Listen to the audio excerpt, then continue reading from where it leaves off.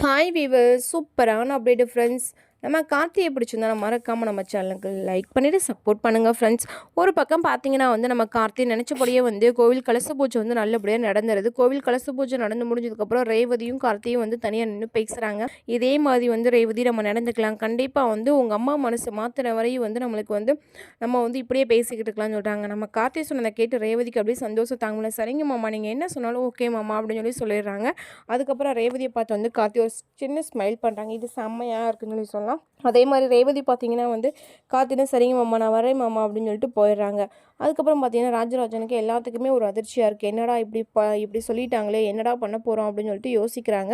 யோசிக்கும் போது பார்த்தீங்கன்னா நம்ம ராஜராஜன் என்ன யோசிக்கிறாருன்னா, ரேவதியும் கார்த்தியும் ஏதோ இதில் பண்ணுறாங்க அப்படின்னு சொல்லிட்டு ராஜராஜனுக்கு புரியுது. அதே மாதிரி மயில் வாகனத்துக்கும் தெரிய வருது.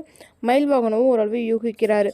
யூகிச்சதுக்கப்புறம் பார்த்தீங்கன்னா மயில் வாகனம் என்ன சொல்கிறாங்கன்னா, இது நம்ம கார்த்தி மாப்பிள்ளையோட திட்டம் தான், வேறு ஒன்றும் இல்லை, நம்ம கார்த்தி மாப்பிள்ளையோட திட்டம்னு சொல்லிட்டு முடிவு பண்ணிடுறாங்க. இன்னும் வரக்கூடிய எபிசோடில் பார்த்தீங்கன்னா நம்ம கார்த்தியோட பிளான் யாருக்குமே தெரியாது. சந்திரகலா சாமுண்டீஸ்வரி 2 பேருமே நம்ம கார்த்தி நான் சொன்னது கேட்டு நடந்துக்கிட்டான்னு சொல்லிட்டு கார்த்திக் ஃபேவராகவே சாமுண்டீஸ்வரி பண்ணுறாங்க. இதை பார்த்து சந்திரகலாவுக்கு ரொம்பவே கோவம் வந்துடுது. சந்திரகலா இன்னும் என்ன பிளான் போட போகிறாங்கன்னு சொல்லிட்டு பொறுத்திருந்து பார்க்கலாம். இந்த மாதிரி அப்டேட் உங்களுக்கு பிடிச்சிருந்த மறக்காமல் லைக் பண்ணி நம்ம சேனலை சப்ஸ்கிரைப் பண்ணிவிட்டு பாருங்கள்.